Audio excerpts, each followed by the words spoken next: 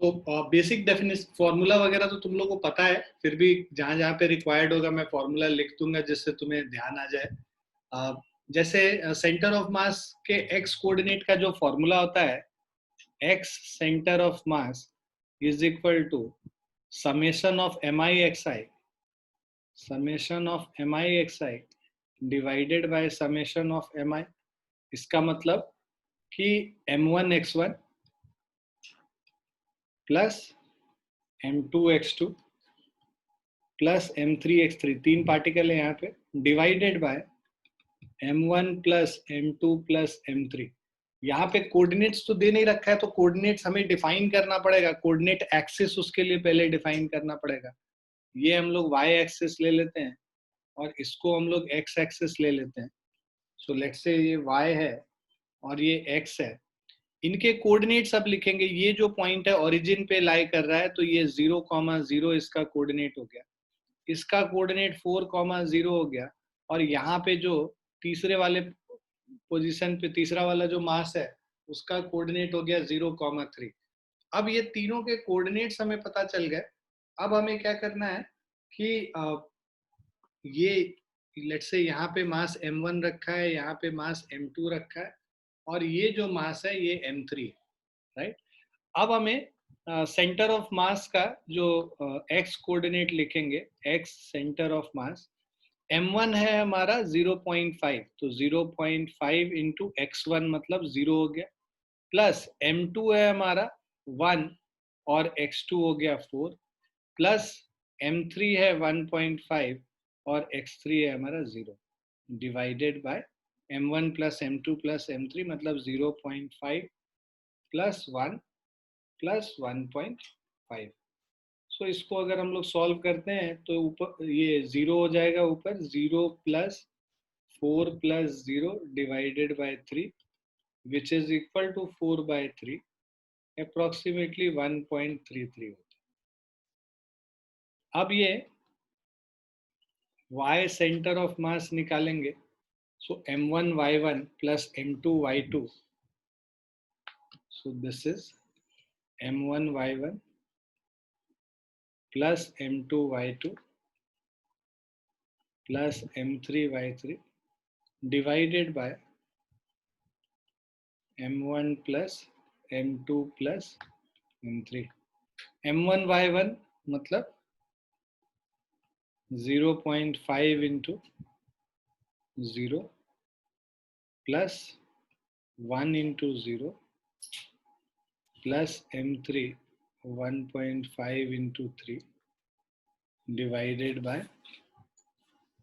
m1 plus m2 plus m3 0.5 plus 1 plus 1.5।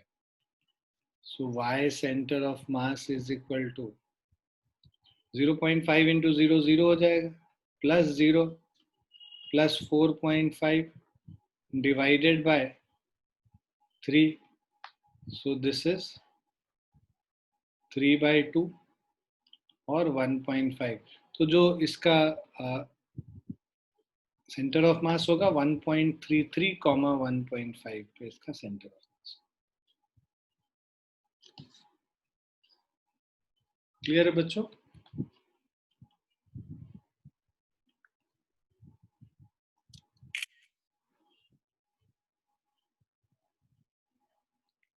Yes, sir.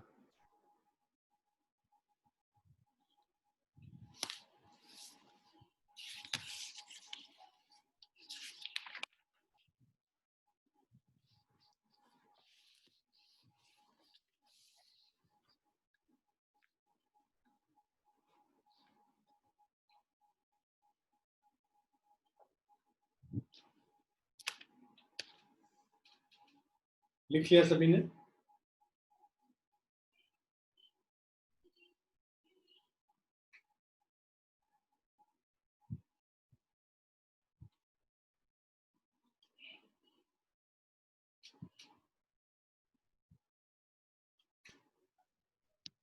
Yes, sir. ठीक है बच्चों।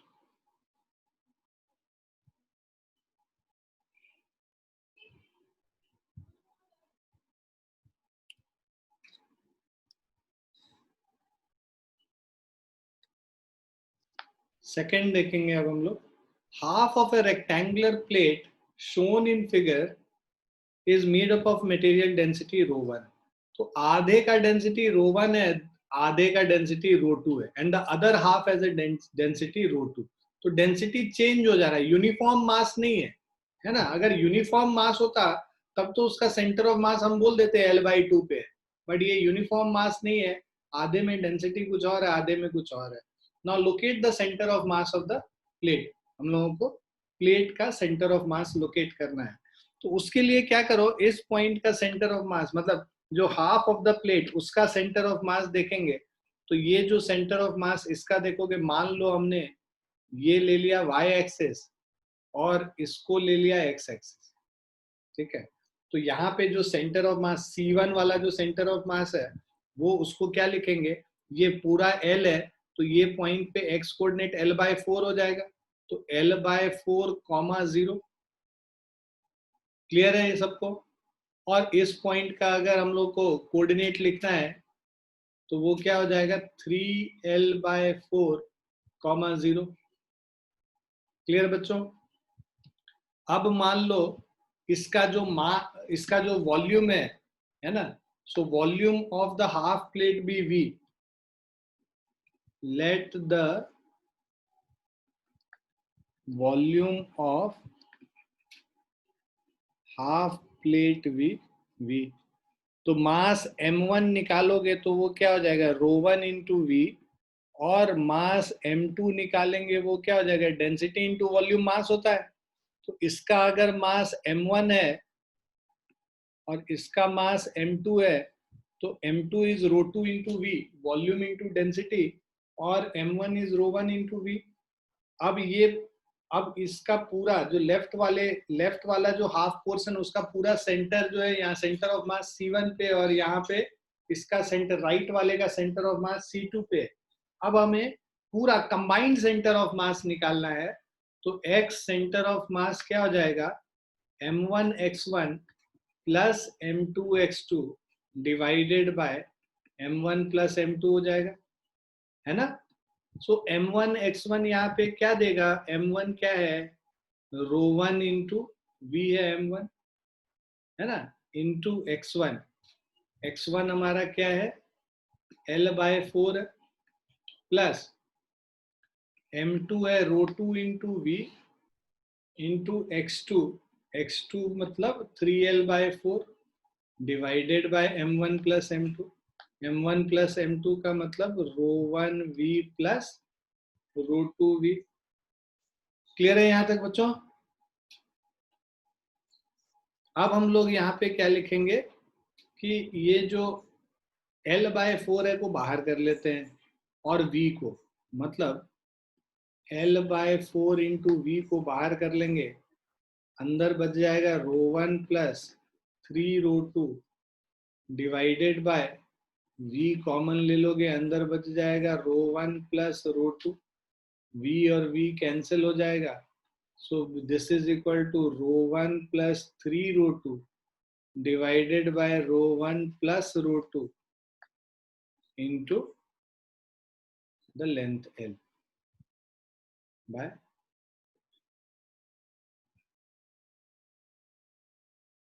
Clear बच्चों।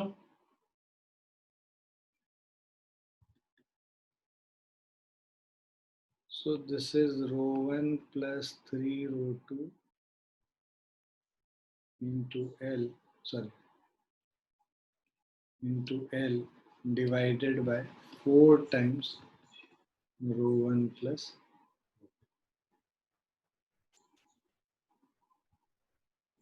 क्लियर है सभी बच्चों को। Yes sir. लिख लीजिए इसको।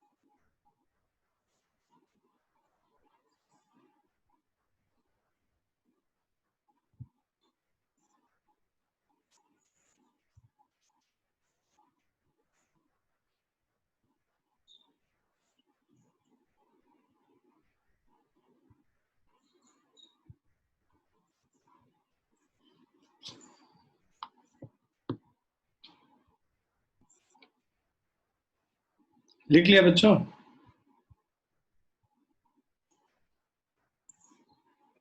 Yes, sir.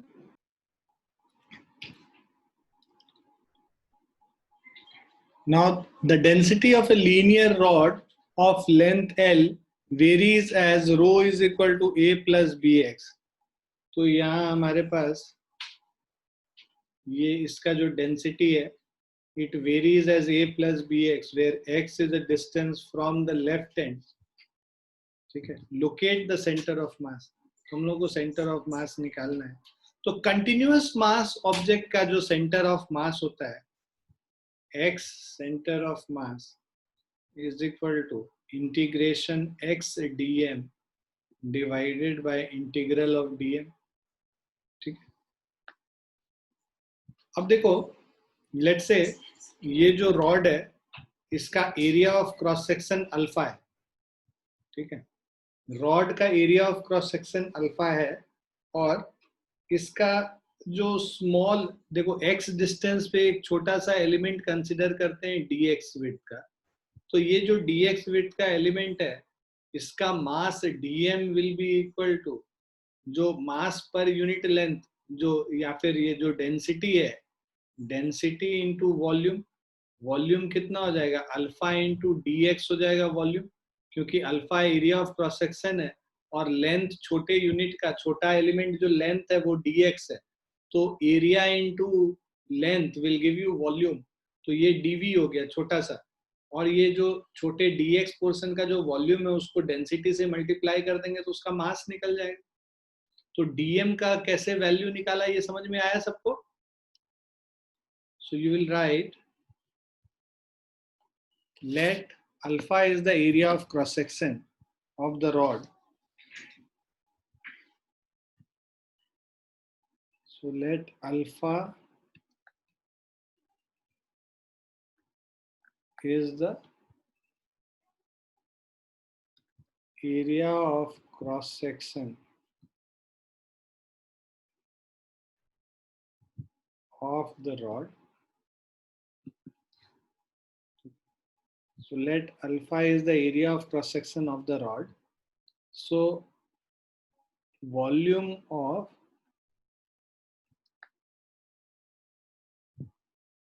dx element is equal to alpha into dx. So small mass dm is equal to density rho into alpha dx. Row alpha dx, ये हमारा मास हो गया, dm हो गया. अब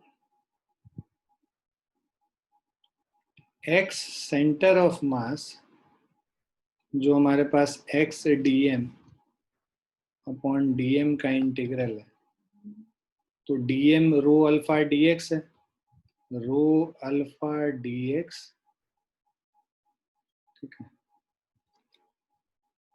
रो अल्फा dx और ये इसको x से मल्टीप्लाई करें तो x इंटू dm. इंटीग्रेशन जो लिमिट होगा 0 से लेके l तक लिमिट होगा. ये x का वैल्यू कहाँ से कहाँ तक वेरी कर रहा है, ये पूरा लेंथ इसका कैपिटल L है, तो 0 से लेके l तक वेरी करेगा, divided by rho alpha dx integral limit 0 से लेके l तक वेरी कर. अब देखो रो का वैल्यू क्या है, a प्लस बी एक्स है. So this is equal to a plus b x, rho का value, into x alpha dx divided by rho alpha dx है a plus b x dx. This is 0 to capital L, 0 to capital L. So this is equal to a plus bx और alpha. अब देखो यहाँ पे भी a plus bx alpha dx होगा, sorry ठीक है, यहाँ भी अल्फा होगा, रो अल्फा dx था ना। तो अब ये अल्फा और ये अल्फा कैंसिल हो गया, हमारे पास है ax dx bx square dx 0 to L divided by a dx plus bx dx 0 to L 0 to L. So this is equal to ax square by 2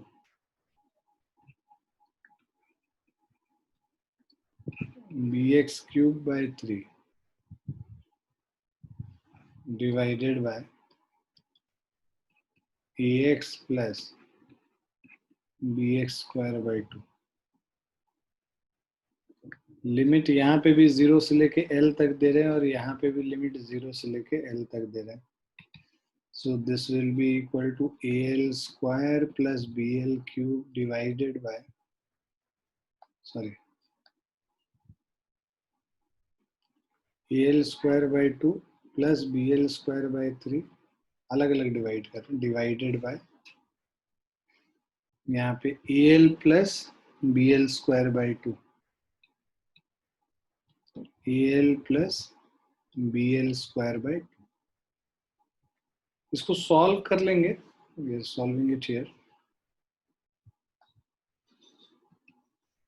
So this is 3 times AL square plus 2 times BL cube divided by 2AL plus BL square. This is divided by 6 and this is divided by 2. ये cancel हो जाएगा 3 times 3AL square plus 2BL cube divided by 3 times 2AL plus BL square. अब देखो यहाँ पे एक L और यहाँ नीचे एक L को लेके कॉमन करके कैंसिल कर देंगे तो ये हमारा हो जाएगा 3AL plus 2BL square divided by 6A plus 3BL.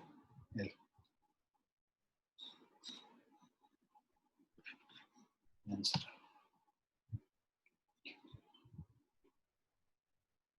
Clear है सबको? So can you just explain this once? The integration part or the whole part? No, only the starting part. So see, this is a continuous mass. So for continuous masses, the center of mass is being calculated by this formula. जहाँ पे mx summation of mx mi xi by summation of mi करते थे, वहाँ पे mi की जगह small mass dm ले लेंगे. So x times dm divided by dm का इंटीग्रल. ठीक है, ये हमारा सेंटर ऑफ मास का फॉर्मूला है. तो x dm मतलब इस छोटे से पोर्शन का मास. इस छोटे से पोर्शन का मास क्या होगा? इसका डेंसिटी इनटू वॉल्यूम. वॉल्यूम जो दे रखा है इसका हम लोग मान रहे हैं कि इसका जो सेंटर ऑफ मास है this is equal to alpha. So this alpha, sorry centre of mass कह रहे हैं, ये जो एरिया ऑफ क्रॉस सेक्शन है that is equal to alpha. So area of cross section into length gives you the volume. ठीक है, any time whenever you have, let's say अगर हमारे पास कोई भी ऑब्जेक्ट है उसका अगर हम लोग को वॉल्यूम निकालना है तो इसका ये एरिया और उस एरिया को हम लोग उसके लेंथ से मल्टीप्लाई कर देते हैं तो वॉल्यूम निकल जाता है. तो ये जो एरिया है अल्फा इंटू dx कर देंगे तो वॉल्यूम निकल गया. वॉल्यूम को डेंसिटी से मल्टीप्लाई कर दिए तो मास निकल गया. तो small mass dm is equal to rho alpha dx जो है वो उसका स्मॉल मास का वॉल्यूम हो जाएगा. और जो फॉर्मूला था x dm by dm उसमें पुट कर लेते हैं x into dm by dm का इंटीग्रल. अब ये जो रो है this is not constant. The value is dependent on x. a plus b x है तो रो को रिप्लेस कर लिया a प्लस बी एक्स है ना, और a plus bx into x into alpha dx divided by a plus bx dx, है ना, अल्फा dx. अब ये अल्फा अल्फा कैंसिल हो गया, दोनों को बस इंटीग्रेट कर देना. क्लियर है? Yes, sir.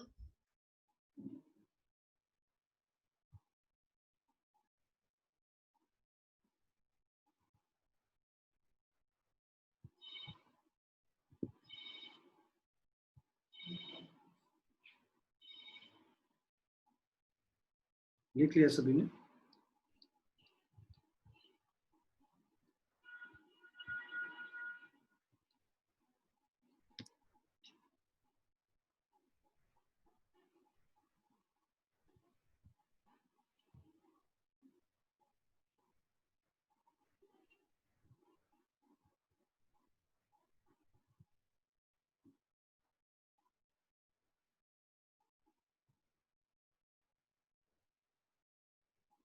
लिख लिया बच्चों?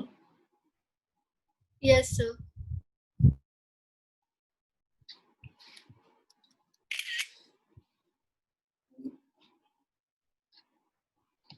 Now see in this question, ये भी बहुत कॉन्सेप्चुअल क्वेश्चन है. देखो इसमें क्या है, a cubical block of ice of mass m and edge L placed in a large tray of mass capital M. एक ब्लॉक ऑफ आइस है, इसका मास m है और ट्रे है, इसका मास कैपिटल M. ठीक है, और इसका जो एज है ये this is equal to L. ठीक है, तो ये जो डिस्टेंस होगा सेंटर ऑफ मास का यहाँ से, ये L/2 हो जाएगा, right? So if ice melts, how far does the center of mass of the system, ice plus tray, comes down? Ice जब मेल्ट कर जाएगा तो ये देखो ये पूरा पानी के फॉर्म में हो जाएगा यहाँ पे और बिल्कुल सरफेस पे आ जाएगा, राइट?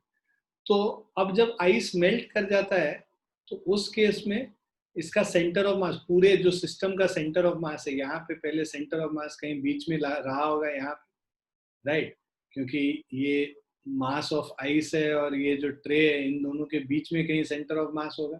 बट पानी बनने की वजह से ये क्या हो जाएगा, नीचे आ जाएगा, क्योंकि पानी तो सरफेस पे ही बस रहेगा, तो उसकी वजह से थोड़ा नीचे आएगा. कितना नीचे आएगा, that is what we have to find in this question.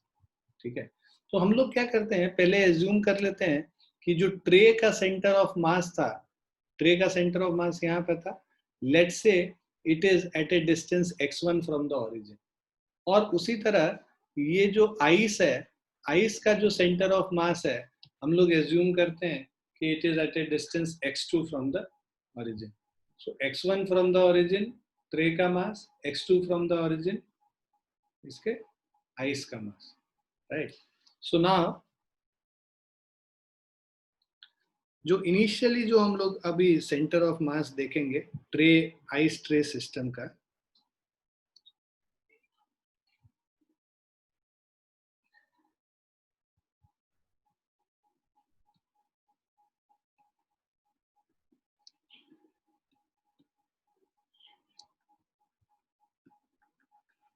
center of mass of ice tray system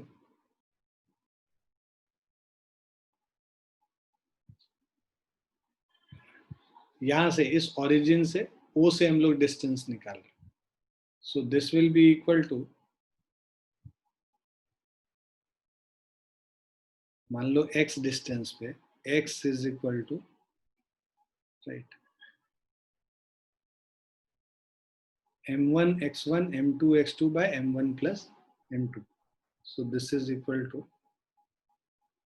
small m into x2 plus capital M into x1 divided by small m plus capital M. ठीक है, ये हमारा first equation होगा. अब when the ice melts, right, जब ice melt कर जाएगा तो जो ठीक है, सारा ice surface of the tray पे आ गया, है ना? तो सारा ice surface of the tray पे आ गया. अब उसका जो है, सो center of mass of the ice. So when ice melts, center of mass of ice now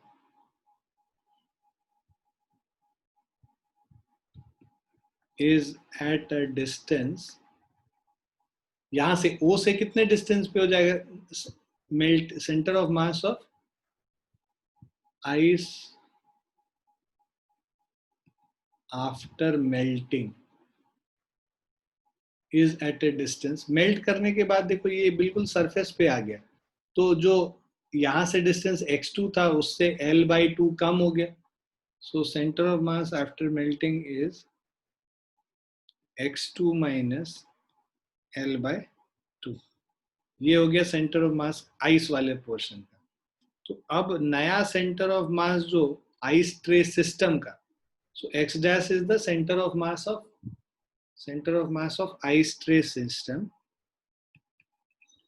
centre of water tray system कर देते हैं चलो, क्योंकि आइस तो मेल्ट हो गया, तो आइस मेल्ट होके वाटर बन गया है. तो centre of mass of water tray system x dash is equal to, यहां से अगर हम लोग निकालते हैं small m into x2 minus L/2 plus capital M into x1 divided by small m plus capital M. Now थोड़ा सा इसको अरेंज अगर कर लें, तो shift in centre of mass, shift in centre of mass of system, पूरे system का centre of मास अब कितने से शिफ्ट कर जाएगा, x डैश माइनस x, इससे शिफ्ट कर जाएगा. ठीक है, पहले x पे था, बाद में x डैश पे हो गया, उल्टा कर लो, x minus x dash, x is bigger than x dash basically. So this will give you, x का वैल्यू है हमारा m into x2 plus capital M into x1 minus of divided by small m plus capital M. This minus small m x2 minus L/2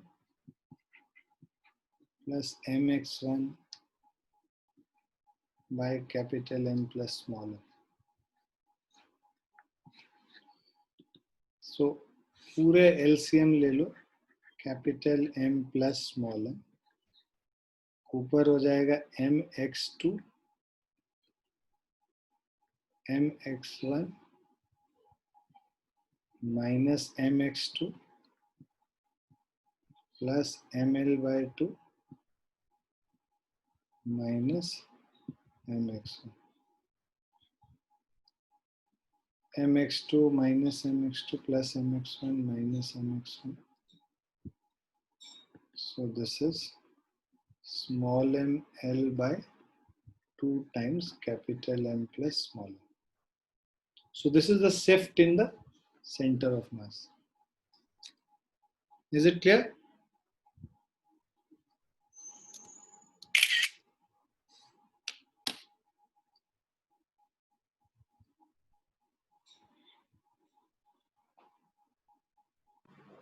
Sir, Yes, beta. sir, can you please explain me जब वो when ice melts वाला जो step है? देखो जब ice melt करेगा तो वो पूरा पानी बन के बिल्कुल सरफेस ऑफ ट्रे पे फैल जाएगा. ठीक है. Yes, sir. तो पहले जो हम लोग सेंटर ऑफ मास यहाँ से अगर डिस्टेंस कंसिडर करें O पॉइंट से, तो पहले हमने बोला कि ये x2 डिस्टेंस पे है, यहाँ पे जो इसका सेंटर ऑफ मास था. जब ये पूरा पानी बन के फैल जाएगा तो बिल्कुल सरफेस पे हो जाएगा, उसका विड्थ हम लोग नेग्लिजिबल मानते हैं, जितने हाइट तक पानी रहा होगा. तो ये जो डिस्टेंस कितना नीचे आ गया, ये सेंटर ऑफ मास L/2 से नीचे आ गया.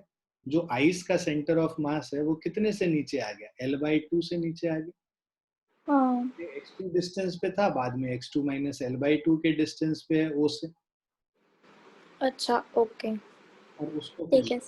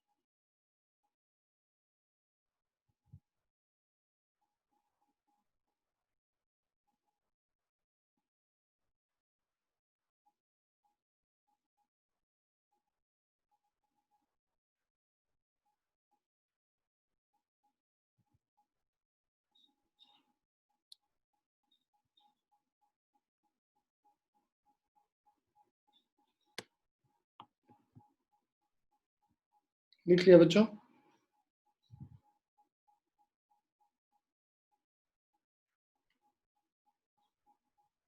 लिख लिया आप लोगों ने? Yes, sir.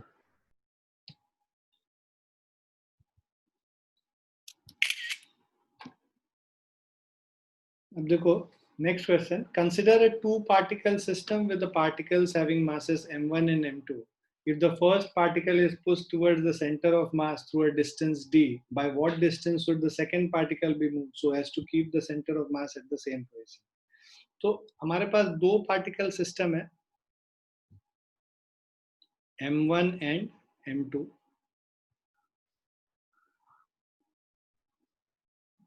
इसका मास m1 है, इसका मास m2 है, ठीक है। और मान लो ये सेंटर ऑफ मास जो है इस लाइन पे एग्जिस्ट कर रहा है, ये जो इसका जो इससे डिस्टेंस है, ये डिस्टेंस लेट से x1 है इनिशियली, और इसका डिस्टेंस जो m2 वाले का डिस्टेंस x2 है। हमने इसको जो है खिसका के अब यहाँ पे कर लिया इस ऑब्जेक्ट, मतलब अब जो यहाँ से हमने कितने से इसको मूव किया है, इसको d1 डिस्टेंस से मूव किया, d डिस्टेंस से मूव किया, ठीक है। तो ये डिस्टेंस d है, तो ये क्या हो जाएगा, x1 माइनस d हो जाएगा, है ना। अब हमें निकालना है कि दूसरे वाले को हम कितने डिस्टेंस से मूव करेंगे, ठीक। मान लो दूसरे वाले को अब हम यहाँ पे लेके आ जाते हैं, distance which we have moved the second one is d dash, तो ये क्या हो जाएगा, x2 माइनस d डैश हो जाएगा दूसरे वाले का डिस्टेंस यहाँ से। आ रहा समझ? क्लियर है बच्चों? Yes, sir. अब हमें पता है कि अगर हम लोग सेंटर ऑफ मास फिक्स्ड है, it is not moving, right. तो सेंटर ऑफ मास फिक्स्ड है, let origin be at the centre of mass, या let centre of mass be at origin. तो सेंटर ऑफ मास अगर origin पे लाई कर रहा है तो इसमें हम लोग कल भी हम लोगों ने एक फॉर्मूला किया था m1x1 is equal to m2x2। Centre of mass से अगर हम लोग यहाँ ओरिजिन से डिस्टेंस जो देखते हैं x1 है अगर, है ना, सेंटर ऑफ मास अगर ओरिजिन पे लाई कर रहा है तो m1 into x1 is equal to m2 into x2 होता है। ये भी एक फॉर्मूला है जब सेंटर ऑफ मास ओरिजिन पे लाई करता है।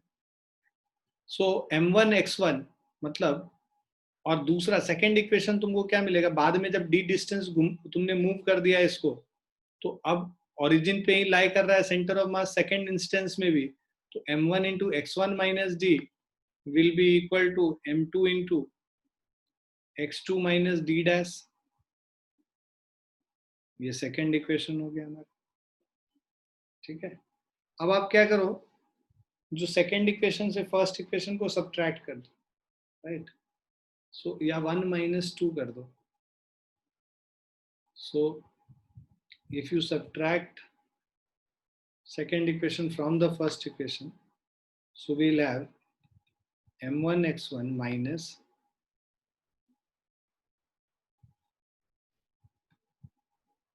m1x1 minus m1d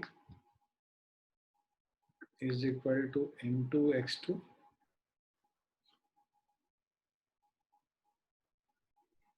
is equal to m2x2 minus m2x2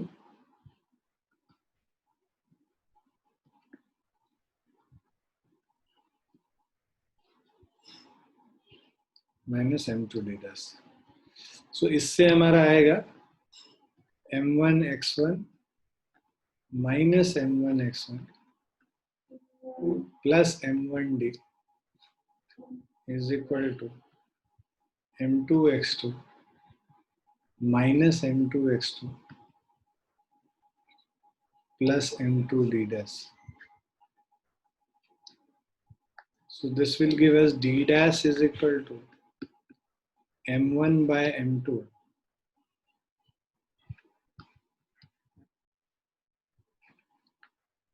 m1 by m2 into d।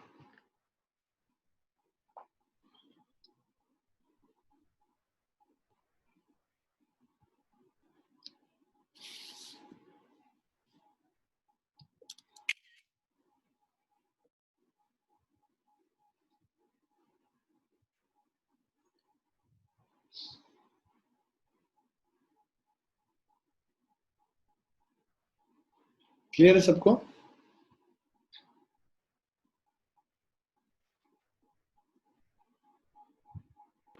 Yes, sir.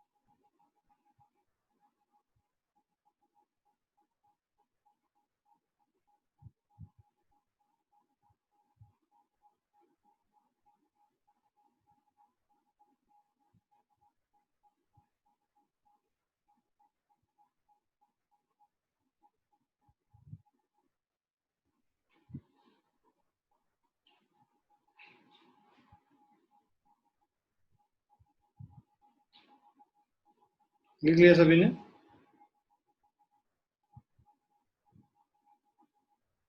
Yes, sir.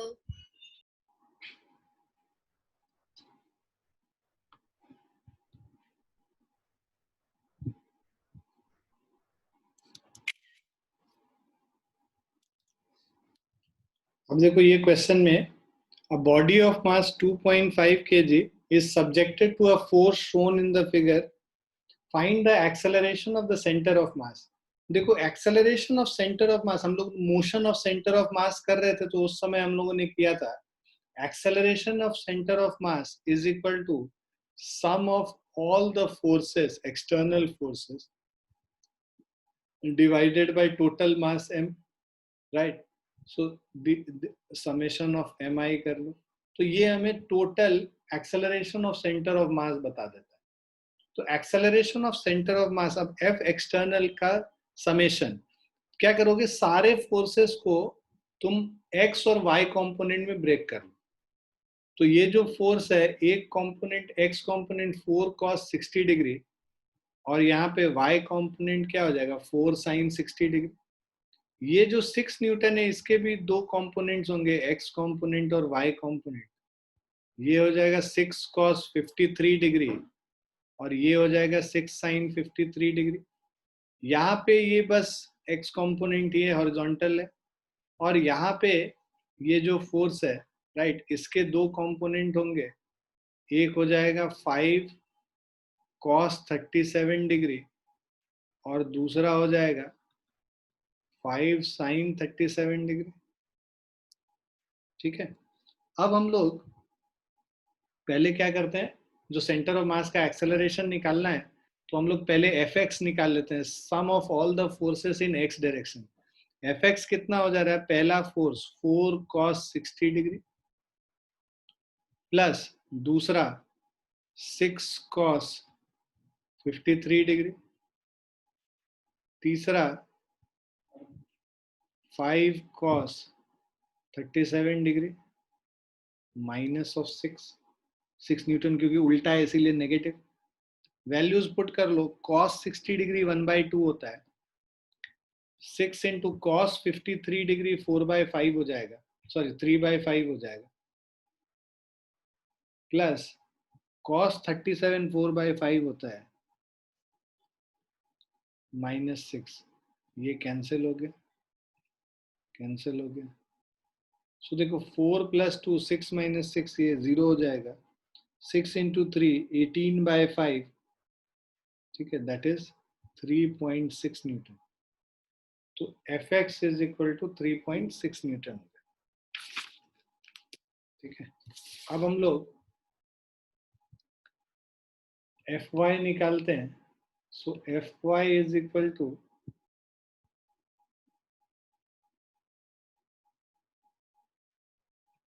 4 sin 60 degree minus 6 sin 53 degree, negative direction में है, plus 5 sin 37 degree.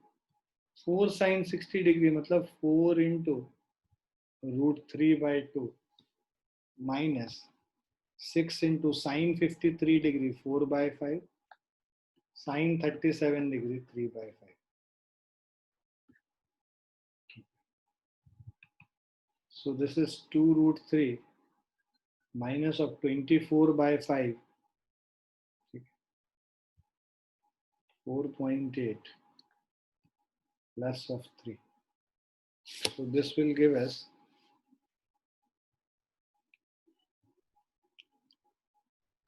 3.46.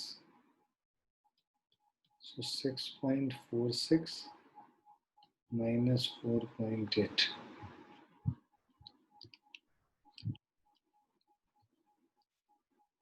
$1.66.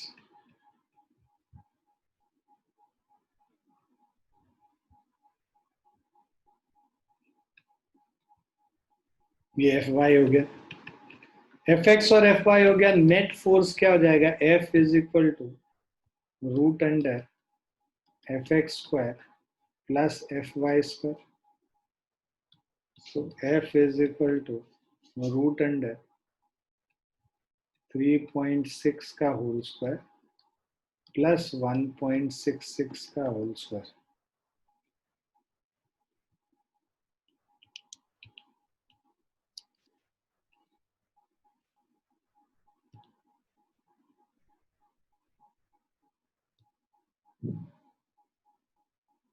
So this is approximately equal to 4 Newton. Net force is 4 Newton. Acceleration of center of mass is equal to 4 divided by 2.5. So this is 1.6 meter per second square.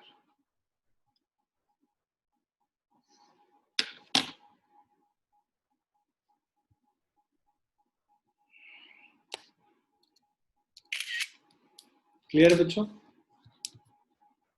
Yes, sir.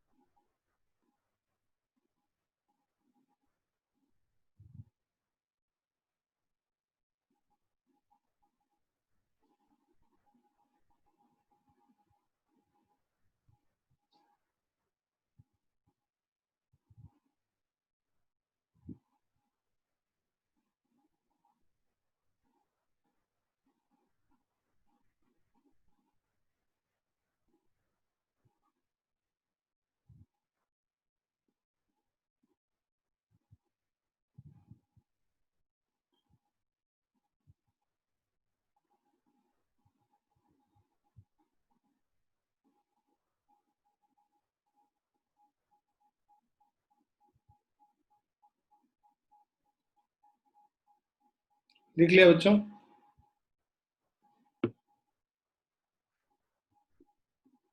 लिख लिया सभी ने? Yes, sir.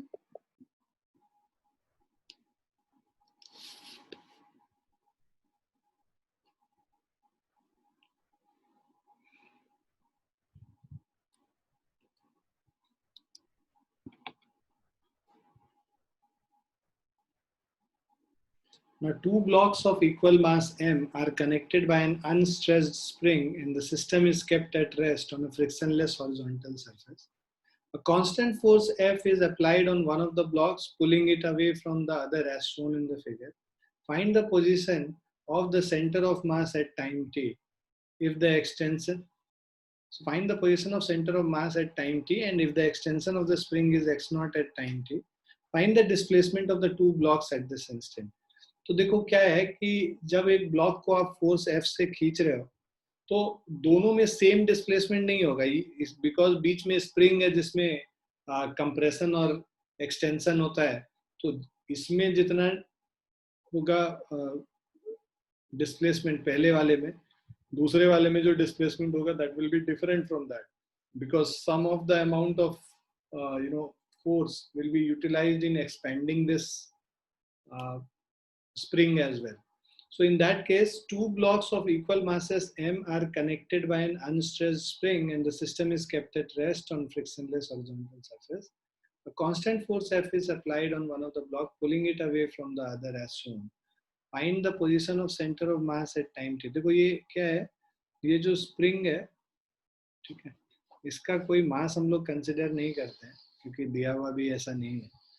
अब acceleration of centre of मास इसका जो होगा,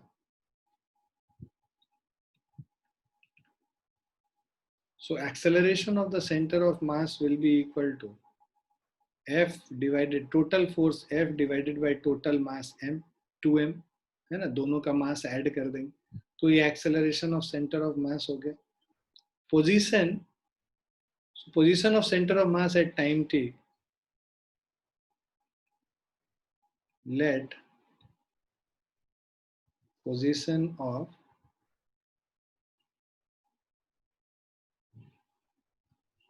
center of mass at time t be x is equal to half ACM into T square, half into F by 2M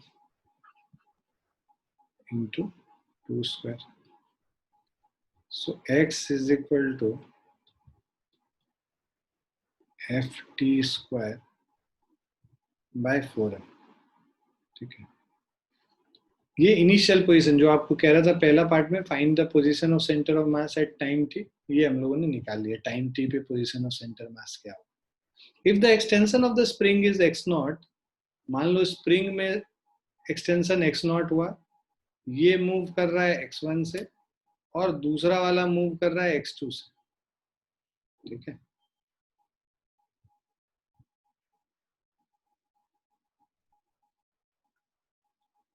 अब यहाँ पे अगर आप देखोगे,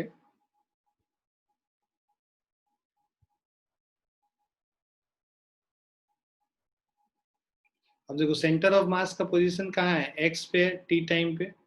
तो x इज इक्वल टू क्या हो जाएगा, position of centre of mass हम लोग क्या निकालते हैं, m1 x1 plus m2 x2 by m1 plus m2, m1 x1 plus m2 x2 divided by m1 plus m2. अब m1 और m2 तो बराबर है, m के बराबर है, तो mx1 plus mx2 divided by m plus m common ले लोगे तो ये हो जाएगा x1 plus x2 divided bye 2 हो जाएगा. Right, so this is the position of center of mass. So x is equal to x1 plus x2 divided by 2. So x का value हम लोग को पता ही है, तो x1 plus x2 divided by 2 ये हमारा क्या हो जाएगा, ft स्क्वायर बाय 4 है. तो इससे हमारा आ जाएगा x1 plus x2 is equal to ये 2 और ये 4 कैंसिल होके 2 हो जाएगा. x1 plus x2 is ft square by 2m. ये सेकेंड इक्वेशन है. ठीक है, कह रहा है if the extension of the spring is x not, right, find the displacement of the two blocks. तो अब displacement of the two, extension in the spring का मतलब क्या हो गया, x1 माइनस x2. मान लो इसका डिस्प्लेसमेंट है x1, इसका डिस्प्लेसमेंट है x2 राइट में, तो x1 माइनस x2 कर दोगे, जो राइट वाले का डिस्प्लेसमेंट है माइनस लेफ्ट वाले का displacement, that is equal to extension in the spring. आ रहा समझ में? आप सर ये वाला स्टेप नहीं आया, जब आप x1 minus x2. इसको जब आप राइट के तरफ पुल करोगे तो इसमें ये आगे बढ़ गया, मान लो x1 डिस्टेंस है, ये जो है इतना ये मूव किया x2 डिस्टेंस से. इन दोनों का जो डिफरेंस होगा या उसको मत समझो, और साथ में स्प्रिंग जो है ये एक्सटेंड स्ट्रेच कर गया x0 से. ठीक है, तो ये x1 किसके बराबर हो जाएगा, x2 प्लस x0 के बराबर हो जाएगा.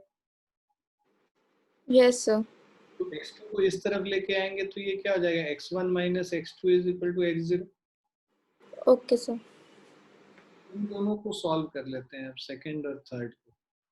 इनको ऐड कर देंगे तो plus x2 minus x2 cut गया, twice of x1 is equal to ft square by 2m plus of x0, और x1 is equal to ft square by 4m plus x0 by 2.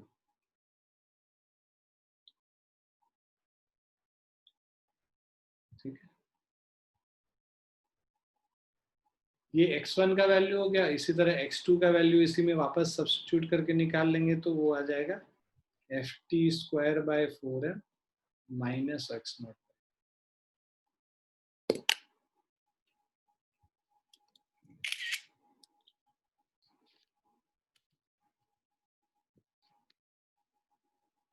Clear है बच्चों?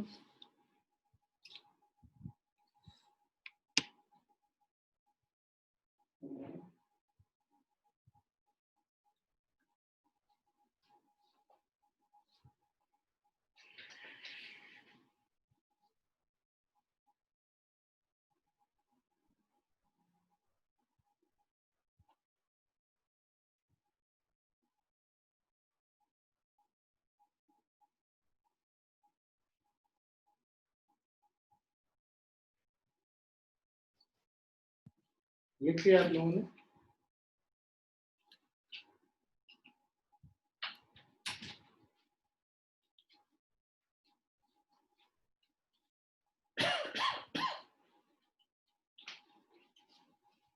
Yes, sir.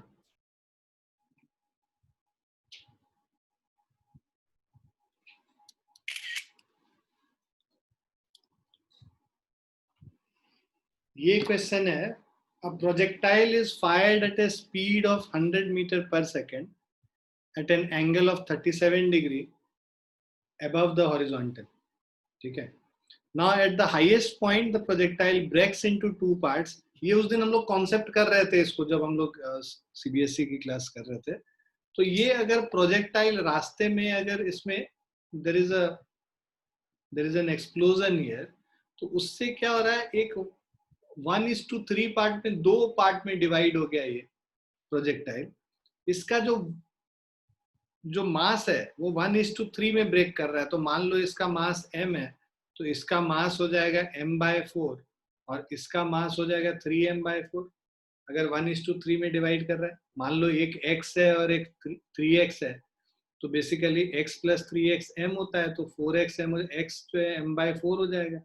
तो this is x and this is 3x, मतलब m/4 and 3m/4. Is it clear? Now the smaller coming to rest. तो ये जैसे ही छोटा वाला rest पे आएगा, तो यहाँ पे फटा रेस्ट पे आया, मतलब स्ट्रेट अवे नीचे गिर जाएगा, क्योंकि इसमें हॉरिजॉन्टल वेलोसिटी कुछ है नहीं, तो नीचे बस ग्रेविटेशन की वजह से it will fall down. And the smaller coming to rest, find the distance from the launching point to the point where the heavier piece lands. मान लो heavier piece यहाँ पे आके गिरता है, तो हमने ये देखा था कि भाई बिकॉज ये इंटरनल फोर्सेस है, सेंटर ऑफ मास के जो पोजीशन पे कोई फर्क नहीं आएगा. मतलब पहले जो ये ऑब्जेक्ट का जो एक्चुअल जो ये मास m था, वो जहां पे गिरता, अब एक्सप्लोजन के बाद जो सेंटर ऑफ मास है वो भी यहीं पे एग्जिस्ट करेगा. तो मान लो इस पॉइंट से ये जो डिस्टेंस है ये x है, जो कि रेंज होता है, और ये जो डिस्टेंस है ये मान लो x1 हो गया, और ये जो इसका जो डिस्टेंस है वो x2 हो गया. ठीक है, ये मास m1 है, मान लो ये मास m2 है. हमें पता है कि भाई x centre of mass is equal to m1 x1 plus m2 x2 divided by m1 plus m2. Right, ये फॉर्मूला होता है. और ये x जो हमें निकालना है, रेंज, x क्या है, range of projectile. Range of projectile का क्या होता है फॉर्मूला, कौन बताएगा? हाँ, कोई नहीं बताएगा. u² sin 2 थीटा बाई जी. भाई टिप्स पे याद होना चाहिए, बोले तो फट से आवाज आनी चाहिए, अगर नहीं याद है मतलब गड़बड़ है मामला. sin 2 थीटा को 2 sin थीटा cos थीटा लिखेंगे, तो 2u² sin theta into cos theta divided by g. Values put कर लो इसमें. इनिशियल वेलोसिटी u 100 मीटर पर सेकेंड है, 2 × 100 × 100 sin theta into cos theta, sin 37 degree into cos 37 degree divided by g. कितना हो गया, 10 हो गया. So that means x is equal to 2 × 100 और ये 10, 2 × 1000 sin 37 डिग्री है हमारा, 3/5 cos 37 डिग्री है, 4/5, 5 5 25, 40 टाइम्स 960 मीटर हो गया. ये x का डिस्टेंस हो गया.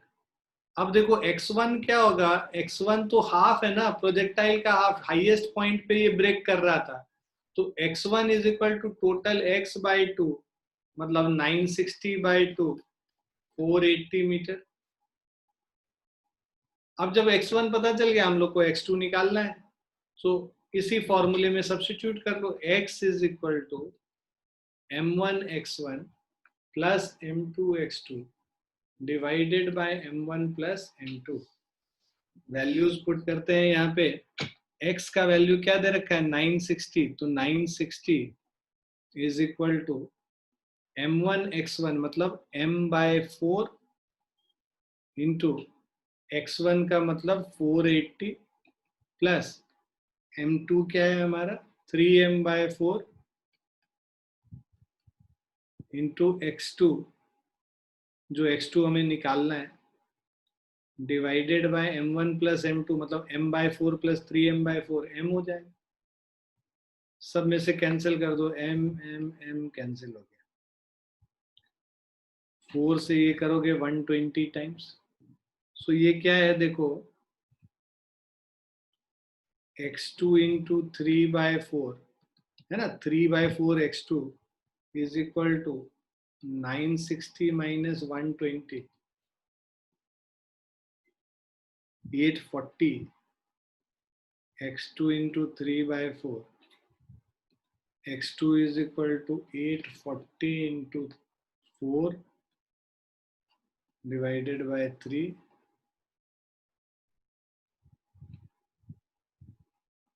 so this is 280 into 4,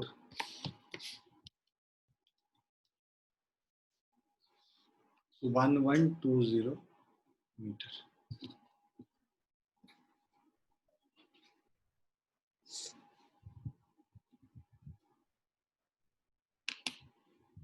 clear बच्चों?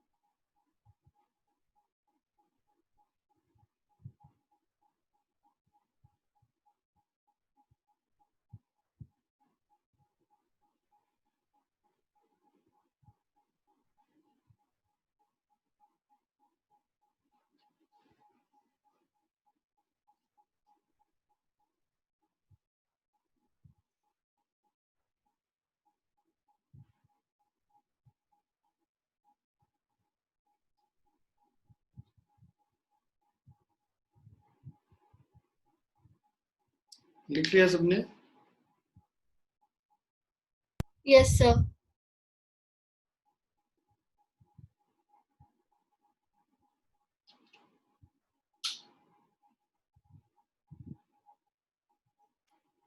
ठीक है बच्चों, आज हम लोग यहीं पे रुकेंगे। ठीक है, नेक्स्ट क्लास में हम लोग जो है इसके आगे करेंगे। ठीक है, Okay, sir. ठीक। Thank you, sir. हाँ, ओके बेटा। Thank